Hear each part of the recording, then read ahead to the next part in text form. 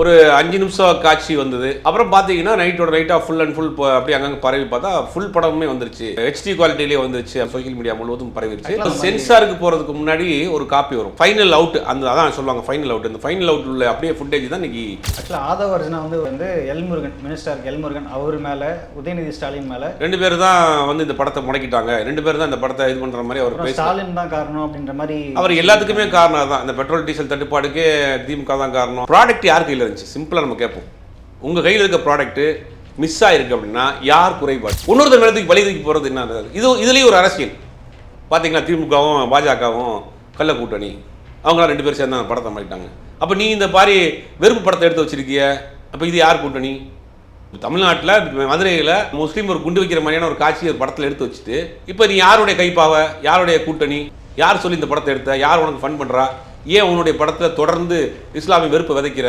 பெண்கள் வீட்டை விட்டு வெளியில் போயிட்டு உறவாகிறதுக்கு விஜயனா தான் வந்து பாதுகாவலராக இருக்கிறாங்க மாதிரியான காட்சிகள்லாம் கூட இருக்குது. அப்போ அதை வந்து ப்ரொமோட் பண்ணலாங்கிறதுக்காக தேர்தலுக்கு நம்ம இதை கை கொடுக்குமாங்கிற ஒரு ஆப்ஷன்லேயும் அவங்க இதை லீக் பண்ணியிருக்கிறதுக்கான வாய்ப்பு இருக்குது. இப்போ என்ன பண்ணலாம் அப்படின்னா, ஒரே வார்த்தையில் படம் வந்து லீக் ஆயிடுச்சு, வாங்கினவங்கலாம் அவங்கள காம்பன்சேட் பண்ணிடுறோம். நான் இன்னொரு படம் நடிச்சு கொடுக்குறேன், கேபினுக்கு ஒரு படம் நடிச்சு கொடுக்குறேன், வாங்க டிஸ்ட்ரிபியூட்டர்லாம் ஒரு படம் நடிச்சு ஷார்ட் டைமில் ஒரு 3 மாதத்தில் படம் பண்ணி காம்போ வந்து திருப்பி இன்னொரு படம் பண்ணி இதே காம்போ ஆடி கூட வேற டேரக்டர் வச்சு கூட ஒரு படம் பண்ணி கொடுத்துறேன்.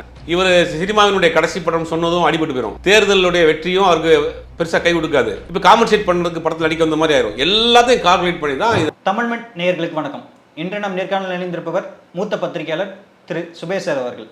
வணக்கம் சார். வணக்கம் சார். நேற்று இரவுல இருந்து பெரிய ஒரு அதிர்ச்சி வந்து எல்லாருக்குமே இதுவாக இருக்குது. அதாவது ஜனநாயகன் படம் வந்து கிட்டத்தட்ட மொத்தமாகவே லீக் ஆகிடுச்சு. ஃபஸ்ட்டு ஒரு சின்ன சின்ன ஷார்ட்ஸ் மாதிரி நிறைய இந்த சீன்ஸ் மட்டும் ரிலீஸ் ஆகிருந்தது. அடுத்து வந்து மொத்த படமே ரிலீஸ் ஆயிருக்கு அப்படின்ற மாதிரி விஜய் தரப்புலையும் சரி, விஜயோட ரசிகர்கள் சார்பிலையும் சரி, எல்லாரும் வந்து ஒரு பெரிய ஷாக்காக இருக்காங்க.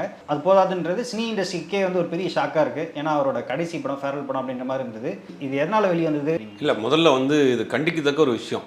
பல பேருடைய உழைப்பு, பல பேருடைய பணம். பல பேர் நான் சொல்கிறதுக்கு காரணம், படத்தை நம்பி சென்னை மட்டுமே கிட்டத்தட்ட 8 கோடி ரூபாய்க்கு ஒருத்தர் வாங்கியிருக்கிறாரு. வெளிநாடுகளில் பல நாடுகளில் வாங்கியிருக்காங்க.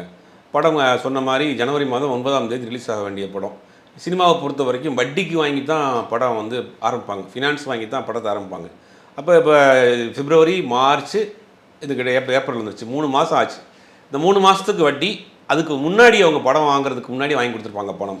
இவ்வளவு பணம், பெரிய கோடிக்கணக்கான பணம் உலகம், கனடா வாங்கியிருக்கிறாரு, அமெரிக்கா வாங்கியிருக்கிறாங்க, மலேசியா வாங்கியிருக்காங்க, சென்னை, தமிழ்நாடு வாங்கியிருக்காங்க, கேரளா எல்லாருமே படம் வாங்கியிருக்காங்க. ஓடிடி நிறுவனங்கள் படம் ஆரம்பித்ததுக்கு முன்னாடி. இந்த படம் என்னென்னா பெரிய கொடுமை, 1 வருஷத்துக்கு முன்னாடி ஆரம்பிக்கப்பட்ட படம். இந்த படம் 1 வருஷத்துக்கு முன்னாடி ஆரம்பிக்கப்பட்டு கடைசியாக ஜனவரி மாதம் 2026 ரிலீஸுங்கிறது அவங்க ஃபிக்ஸ் பண்ணுறாங்க. படம் முடிஞ்சு 6 மாதம் ஆச்சு. ஒரு பொலிட்டிக்கல் பேசியிருக்கிற படம் கண்டிப்பாக சென்சாரில் கை வைப்பாங்கன்னு தெரியும். அப்போ ஒரு நீங்கள் வந்து ஜனவரி மாதம் அப்ளை பண்ண படத்தை ரிலீஸை வச்சுட்டு டிசம்பரில் அப்ளை பண்ணியிருக்கீங்க சென்சார். 1 மாதத்துக்கு 2 மாதத்துக்கு முன்னாடியோ அக்டோபரில், நவம்பரில் சென்சார் அப்ளை பண்ணி வாங்கியிருக்கலாம். அதெல்லாம் நடந்து போச்சு, முடிஞ்சிருச்சு. அப்புறம் கடைசியில் போச்சு, நமக்கு எல்லாருக்கும் தெரியும், ரிவைசிங் அமிச்சாங்க, கோர்ட்டுக்கு போனாங்க, எல்லாம் வந்து இன்றைக்கி வரைக்கும் படம் சென்சார் ஆகலை. இந்த நிலமையில தான் படம் 30ஆம் தேதி ரிலீஸ் பண்ணுறதுக்காக அவங்க ஒரு பிளான் பண்ணியிருந்தாங்க. எலெக்ஷன் முடிஞ்ச பிறகு ஏப்ரல் மாதம் 30ஆம் தேதி பிளான் பண்ணியிருக்கிறதாக ஒரு தகவல் வந்துச்சு. பார்க்குறப்ப நேற்று முதல்ல ஒரு 5 நிமிஷம் காட்சி வந்தது. அப்புறம் பார்த்தீங்கன்னா நைட்டோட நைட்டாக ஃபுல் அண்ட் ஃபுல் அப்படியே அங்கங்கே பரவி பார்த்தா ஃபுல் படமுமே வந்துருச்சு, ஹெச்டி குவாலிட்டிலேயே வந்துருச்சு அப்படிங்கிற மாதிரி தகவல் சோஷியல் மீடியா முழுவதும் பரவிருச்சு. அந்த கிளிப்ஸே கிட்டத்தட்ட வந்து அந்த கிட்டத்தட்ட அது வந்து ஹெச்டி குவாலிட்டியில் இருந்தது. சென்சாருக்கு போகிறதுக்கு முன்னாடி ஒரு காப்பி வரும், நான் சென்சார்னு போட்டு சிசின்னு போட்டிருப்பாங்க. அதாவது நீங்கள் ப்ரீவியூ ஷோ பார்க்குறதுக்கு முன்னாடிலாம் வந்து முக்கியமான ஆட்களுக்கு போட்டு காட்டுறதுக்காக சென்சார் காப்பின்பாங்க. சென்சாருக்கு போகிறதுக்கு முன்னாடின்னு இருக்கும். அந்த மாதிரி இது எடிட் வெர்ஷன் காப்பி அப்படின்னா எடிட் வெர்ஷன் காப்பியிலேருந்து தான் அவங்க எடுத்துருக்காங்க. படம் முழுவதுமாக எடிட் பண்ணி ரீரெக்கார்டிங்கெல்லாம் முடிஞ்சு ஒரு ஃபுல் படம், ஃபுல் பிக்சர் வந்து ஃபைனல் அவுட் அந்த அதான் சொல்லுவாங்க ஃபைனல் அவுட். அந்த ஃபைனல் அவுட் உள்ள அப்படியே ஃபுட்டேஜ் தான் இன்றைக்கி லீக் ஆகிருக்கு. அந்த லீக் ஆனது தான் இன்றைக்கி ஒரு பெரிய பரபரப்பாக இருக்குது. இது வந்து பல பேருடைய உழைப்பு, பல பேருடைய பண முதலீடு எல்லாம் நடந்து இன்றைக்கி வந்திருக்கு. அப்படிங்கிறது உழைப்பு வீணடிக்கப்பட்டிருக்கிறது, பணம் வீணடிக்கப்பட்டிருக்குங்கிறதுல மாற்றுக்கிறது கிடையாது. இதில் என்ன சந்தேகம்னா பல சந்தேகம் இருக்குது. முதல்ல சந்தேகம் வந்து ஆக்சுவலாக ஆதவ அர்ஜுனா வந்து ஒரு புதுசாக ஒரு சந்தேகத்தை கிளப்பி விட்டுருக்காரு. அதாவது இந்த ப்ராட்காஸ்டிங் மினிஸ்ட்ரியில் இருக்க வந்து எல்முருகன், மினிஸ்டர் எல்முருகன் அவர் மேலே உதயநிதி ஸ்டாலின் மேலே 2 பேர் தான் வந்து இந்த படத்தை முடக்கிட்டாங்க, 2 பேர் தான் இந்த படத்தை இது பண்ணுற மாதிரி அவர் ஸ்டாலின் தான் காரணம் அப்படின்ற மாதிரி. அவர் எல்லாத்துக்குமே காரணம் தான். இந்த பெட்ரோல் டீசல் தட்டுப்பாடுக்கே திமுக தான் காரணம் அப்படிம்பார். எல்லாத்தையும் குறை சொல்லிட்டே இருப்பாங்க. இதில் வந்து ப்ராடக்ட் யார் கையில் இருந்துச்சு? சிம்பிளாக நம்ம கேட்போம். உங்கள் கையில் இருக்க ப்ராடக்ட்டு மிஸ் ஆகிருக்கு அப்படின்னா யார் குறைபாடு? உங்கள் வீட்டுக்குள்ளே வந்து எடுத்துகிட்டு போயிட்டாங்களா? இல்லை உங்கள்கிட்ட இருந்து யாரோ உங்கள்கிட்ட அப்போ நீங்கள் மிஸ் பண்ணியிருக்கீங்க. உங்கள் கையில் இருந்த ப்ராடக்ட் தான் வெளியில் போயிருக்கு. யார் காரணம்? இந்த படம் இன்னும் வெளிநாட்டில் சென்சார் பண்ணல. வெளிநாட்டில் சென்சார் பண்ணால் கூட அங்கேருந்து லீக் ஆயிருக்குன்னு சொல்லலாம். இல்லை ப்ரீமியர் ஷோ ப்ரிவியூ ஷோ போட்டிருக்காங்க, அங்கே லீக் ஆகிருக்கான்னு பரவாயில்ல, அங்கேயும் பண்ணலை. ஃபுல் நம்ம பெரிய ப்ராஜெக்ட் படத்தை வந்து ஒரு குறிப்பிட்ட ஆட்களுக்கு தவிர யார்ட்டையுமே அந்த ஃபுட்டேஜ் இருக்காது. ஃபுட்டேஜ் பார்க்குறதுக்கு சான்ஸே கிடையாது. எனக்கு சொல்லணும்னா ஒரு பெரிய நடிகருடைய படம், பெரிய நடிகர், அவருடைய படத்தை ஃபைனலில் வந்து அவர் ஃபேமிலி பார்க்கணுன்னாரு. ரிலீஸுக்கு 4 நாளைக்கு முன்னாடி முடியாதுன்னு சொல்லிட்டு கடைசியில் ரிலீஸுக்கு முதல் நாள் நைட்டு தான் அவருடைய ஃபேமிலியை கூட்டி போய் படத்தை காமிச்சாங்க. ஒரு பெரிய நடிகர், ஒரு பெரிய கம்பெனி, அப்படி இருப்பாங்க. அப்போ அவ்வளோ கான்ஃபிடண்ட்டாக வச்சுருப்பாங்க. ஏன்னா அந்த நேரத்தில் யாராவது கூட வந்தவங்க பார்த்துருவாங்க. அப்போ இந்த படத்துக்கும் அவ்வளோ கான்ஃபிடண்ட்டாக தான் இருக்காங்க. என்ன சொல்கிறாங்கன்னா ஒரு 5-6 பேருக்குள்ளே தான் அந்த அந்த கான்டாக்ட்ஸே இருந்துச்சு. இப்போ அவங்ககிட்ட இருந்து தான் போயிருக்கு. அப்படின்னா இது யார் மேலே தவறு? இந்த ஃபுட்டேஜ் லீக் ஆகிருக்குன்னா யார் மேலே தவறு? ஒன்று ஒரு சீன் 2 சீன் போனால் பரவாயில்ல, முழு படமுமே ஃபுல் ஃபுட்டேஜுமே வெளியில் போயிருக்கு, HD குவாலிட்டியோட போயிருக்குன்னா உங்கள் தரப்பில் இருந்தால் அது வெளியிடப்பட்டிருக்கும். இது என்ன சிக்கல்னா, என்ன ஒரு சந்தேகம் வருது நிறையா அப்படின்னா, இந்த படம் வந்து ஆல்ரெடி சென்சாருக்கு போச்சு. சென்சாரில் சொன்ன முக்கியமான விஷயம் இது, இந்த படம் ரிலீஸ் ஆச்சுன்னா சில பதட்டமான சூழல் வரும், இதில் வந்து சிலர் மத துஷ்பிரயோகம் பண்ண மாதிரியான காட்சிகள் இருக்குன்னு அடிபட்டுச்சு. அதுக்கப்புறம் இந்த ராணுவ சம்பந்தப்பட்ட நிறைய காட்சிகள் இருக்குது. ஆனால் இது ரிலீஸ் ஆன ஒரு சீன் பார்க்குறப்ப இவங்க திட்டமிட்ட நோக்கத்தோடு ஏதோ பண்ணியிருக்காங்கன்ற மாதிரி தான் தெரியும். இந்த படத்தில் ஒரு காட்சி வருது, தூத்துக்குடி வேட்பாளர் இருக்கக்கூடிய ஸ்ரீநாத் இந்த படத்தில் ஒரு முஸ்லீமாக நடிச்சிருக்கிறாரு. சோஷியல் மீடியாவில் போயிட்டு இருக்க காட்சிகள் தான் ஸ்கால் பண்ணுறப்ப நம்மளே பார்க்கலாம். அப்போ அவர் என்ன பண்ணுறாருன்னா, இன்னொருத்தர் முஸ்லீம் ஒருத்தர் இருக்கார், தொப்பி வச்சிருக்காரு, நீங்கள் குண்டு வச்சிங்கன்னா, ஆமாம் குண்டு வச்சிங்கன்னா இறந்து போனால் இறந்து போட்டுன்னு சொல்லிட்டு மதுரையில் முக்கியமான இருக்கக்கூடிய அந்த விளக்கு தூண், அப்புறம் அந்த ஆத்துப்பாலம், அந்த அந்த மாதிரி முக்கியமான இடங்கள், அந்த நந்தி சில அதான் விளக்கு தூண், அந்த இடத்துல எல்லாம் வந்து பாம்பு வச்சு வெடிக்க வைக்கிற மாதிரியான ஒரு காட்சி இருக்குது அந்த படத்தில். நமக்கு தூக்கி வாரி போடுது. ஒரு சமூக நீதி பேசுகிற, சிறுபான்மை மக்களின் பாதுகாவலன்னு சொல்கிற உன்னுடைய படத்தில் வந்து நீ இந்த மாதிரியான ஒரு காட்சியை வச்சு அதை தேர்தல் நேரத்தில் ரிலீஸ் பண்ணணும்னு முடிவு பண்ணியிருக்கீங்கன்னா என்ன அர்த்தத்தில் பண்ணியிருக்காங்க? இதில் ஒருவேளை அந்த காட்சி ரிலீஸ் ஆகிருந்தால் சிறுபான்மை ஓட்டுகளை வாங்க முடியாதுங்கிறதுக்காக இவங்களே சென்சார் போர்ட் தரப்புல வந்து ஏதாவது ஒரு வேலையை செஞ்சுருக்கிறாங்களான்னு தெரியல. அப்போ இந்த படம் ரிலீஸ் ஆனால் கண்டிப்பாக எப்படி சிறுபான்மை வாக்குகள் எப்படி இருக்கும்? சிறுபான்மை வாக்குகளில் இப்போ பெரும்பான்மையான மக்களுமே அந்த காட்சியை எப்படி ரசிப்பாங்க? ஏற்கனவே துப்பாக்கி படத்தில் உன்னோடையே இருப்பான், உங்க கூடயே இருப்பான், ஆனால் வந்து ஸ்லீப்பர் செல்லுன்னு காமிச்சிங்க. பீஸ்ட் படத்தில் அதே மாதிரியான வன்மத்தை கக்குனீங்க. ஆனால் SSC என்ன சொன்னார், துப்பாக்கி படம் வந்தப்போ என் பையன் இது மாதிரி பண்ண மாட்டார் இனிமேல் அப்படின்ற மாதிரி பகிரங்கமாக கேட்டார். இப்போ கடைசி படம் அரசியல் பேசுகிற படத்தில் ஒரு குறிப்பிட்ட சமூகத்தை நீங்கள் வந்து தாக்குற மாதிரியான ஒரு காட்சி வச்சு அதை வெளியிட்டிருக்கீங்க அப்படின்னா அதில் நம்ம நுணுக்கமான ஒரு அரசியல் இருக்குது. என்னென்னா, திருப்பரங்குன்றம் விஷயம் ஒன்று தெரியும் நமக்கு எல்லாருக்கும். அந்த திருப்பரங்குன்றம் இஷ்யூவை அங்கே இருக்கக்கூடிய திருப்பரங்குன்றத்தில் இருக்கக்கூடிய பெரும்பாலான ஹிந்துக்கள் தான் அதை முறியடிச்சாங்க. நாங்கள் 100 வருஷம் 150 வருஷமாக நாங்கள் ஒன்றா வாழ்ந்துட்டு இருக்கோம், திடீர்னு நீங்கள் வர்றீங்க ஒரு கலவரத்தை கிளப்புறீங்கன்னு சொல்லி அந்த மக்கள் தான் அந்த அந்த அந்த பிரச்சனையை முறியடிச்சாங்க. அந்த மக்கள் தான் அதை வந்து க்ளோஸ் பண்ணாங்க. அப்படி ஒரு சமூக நல்லிணக்கத்திற்கு ஒரு எடுத்துக்காட்டாக இருக்கிறது மதுரை. பார்த்தீங்கன்னா ரொம்ப மிங்கிளாக இருப்பாங்க. ஒரு கல்யாண வீட்டுக்கு போனீங்கன்னு வச்சுங்களேன், ஒரு முஸ்லீம் கல்யாண வீட்டுக்கு போனீங்கன்னா கல்யாண பத்திரிகையிலேயே வந்து தாய் மாமன் அப்படின்னு போட்டு ராமசாமி, யுவராஜ் அப்படி வேறு ஏதோ பேர் இருக்கும். மாதிரி ஒரு இந்து கல்யாண வீட்டுக்கு பார்த்தோன்னா பெரியப்பா அப்படி போட்டு அப்துல் ரஹ்மான் ஒரு பேர் இருக்கும். இந்த மாதிரி ஒரு 3-4 தலைமுறைகளாக அவங்க ஒரு மிங்கிளாக வாழக்கூடிய சமூக நலனுக்கு வாழக்கூடிய ஒரு இடம் வந்து மதுரை. மதுரையில் அவங்க திருப்பரங்குன்றத்தை வச்சு ஒரு அரசியல் பண்ணணும்னு நினச்சாங்க, அதை உடச்சி எரிஞ்சாங்க மக்கள். ஆனால் அதே மதுரையில் ஒரு முஸ்லீம் குண்டு வைக்கிற மாதிரியான ஒரு காட்சியை வச்சுருக்கீங்கன்னா இதுக்கு பின்னாடி ஒரு பெரிய அரசியல் இருக்குது. அப்போ இந்த யாருடைய கைப்பாகவையாக விஜய் இருக்கிறார்? தொடர்ந்து இதுபோல் இந்த மாதிரி வன்ம பிரச்சாரங்களை கக்கக்கூடிய படங்களை விஜய் ஏன் எடுக்கிறாரு? இன்றைக்கி ஒரு புள்ளி விவரம் என்ன சொல்லுதுன்னா, ஒட்டுமொத்த இந்தியாவில் ஒரு 130 கோடி மக்களில் 20 கோடி மக்கள் முஸ்லீம்ஸ் இருக்கிறாங்கன்னா அவங்க வந்து கல்வி, வேலைவாய்ப்பு, பொருளாதாரத்தில் பழங்குடியின சமூகத்தை விட இவங்க வந்து கீழ்நிலையில் இருக்கிறாங்க. கல்வியில், வேலைவாய்ப்பில் இது புள்ளி விவரம், மத்திய அரசு புள்ளி விவரம் இருக்குது. இப்படி எல்லா பகுதிகளையுமே அவங்க வந்து ரொம்ப ஒடுக்கப்பட்டு ஒதுக்கி வைக்கப்பட்டக்கூடிய ஒரு நபராக இருக்கிறாங்க. இப்போ தமிழ்நாடை போன்ற இடங்கள்லாம் அவங்க ஓரளவுக்கு படித்து வேலைக்கு போயிடுறாங்க, ஓரளவுக்கு வெளிநாடுகளில் எங்கே போய் தப்பிச்சுக்கிறாங்க. வட மாநிலங்களில் என்னென்னா அந்த கல்வி அறிவும் இல்லை, அவங்களுக்கு கல்வி அறிவும் இல்லை, அவங்க வாழ்கிறதுக்கே ஒரு சிக்கலான சூழ்நிலை வாழ்ந்துட்டு இருக்கான். அப்படி இருக்கப்ப ஒற்றுமையாக இருக்கக்கூடிய தமிழ்நாட்டில் ஒரு வன்மத்தை கக்கக்கூடிய, விஷத்தை பரப்பக்கூடிய ஒரு படத்தை நடித்து அதை நீ வந்து பிரச்சார படம்னு கொண்டு வந்திருக்கீங்க அப்படின்னா நீங்கள் என்ன மாதிரியான மனநிலையில் இருக்கீங்க? உங்களுக்கு பின்னாடி யார் இருக்கா?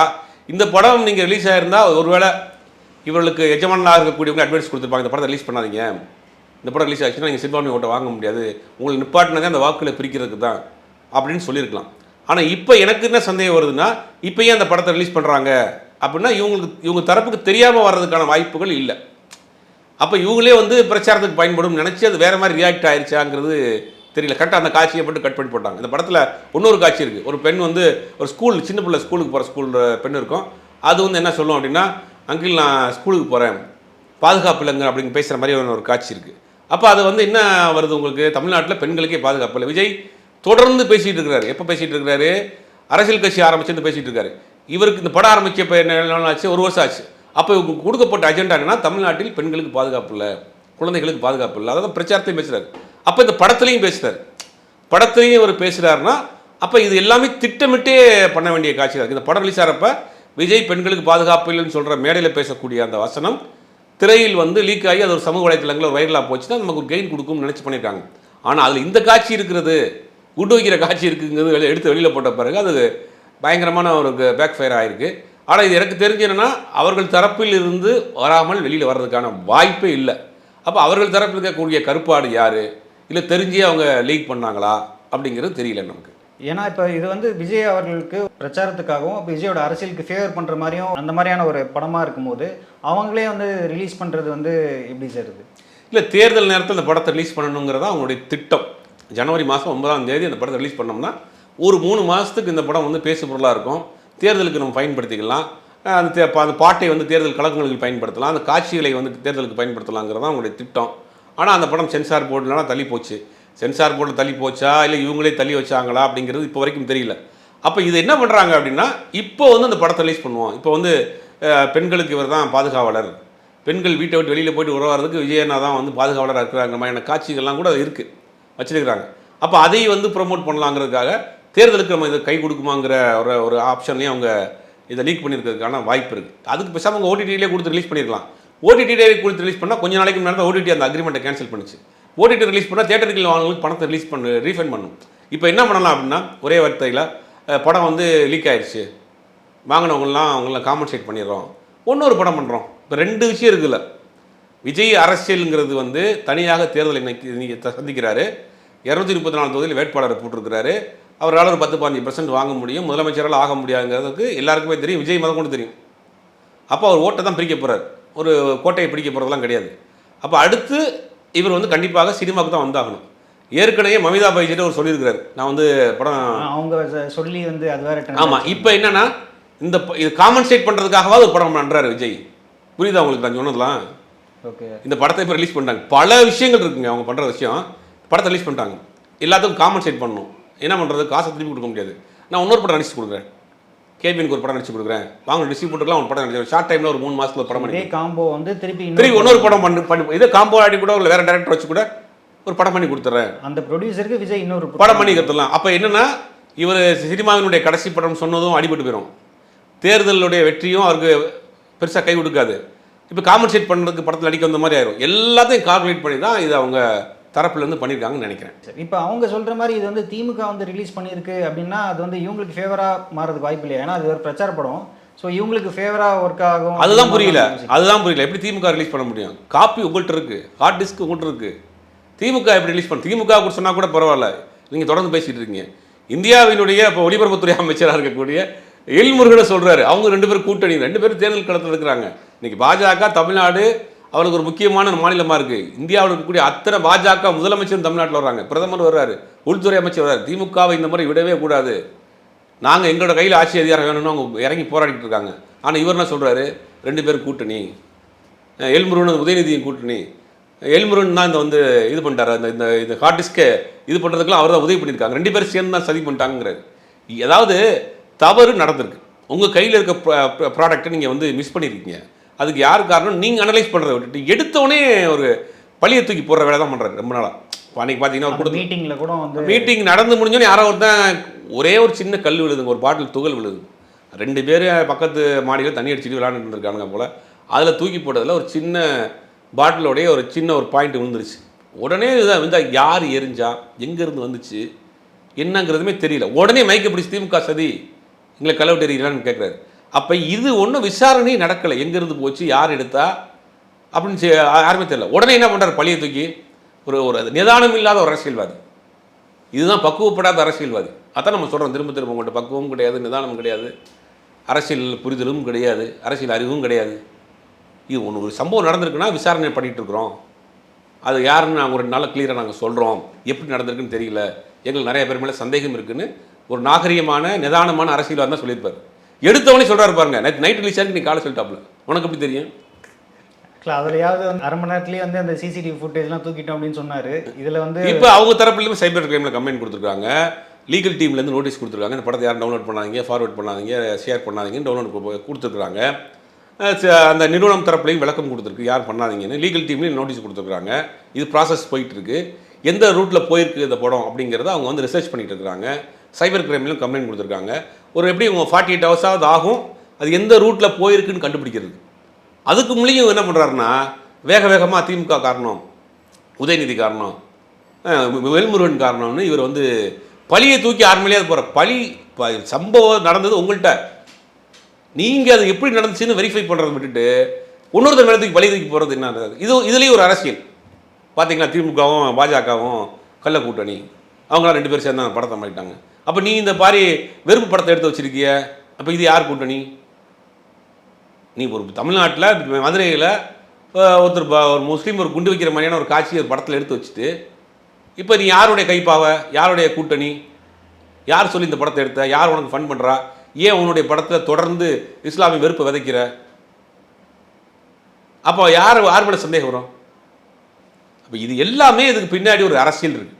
விஜய் சமீப காலமாக அரசியல் கட்சி ஆரம்பிக்க சொன்னது, விஜய்க்கு பேக்கப்பாக இருக்கிறது, எல்லாத்துக்கும் படம் பண்ணது, தொடர்ந்து கடந்த ஒரு 3-5-6 வருஷமாகவே இந்த மாதிரியான வன்ம படங்களுக்கு வந்து அவர் சப்போர்ட் பண்ணுறது, இது பண்ணிகிட்டே இருக்காரு. அப்போ இதுக்கு பின்னாடியெல்லாம் ஒரு அரசியலை விஜய் பண்ணுறாரு. அப்போ யார் விஜய்க்கு பின்னாடி இருந்து இயக்குகிறார் அப்படிங்கிறது நம்ம பார்க்குறப்பே நல்லா தெரியுது.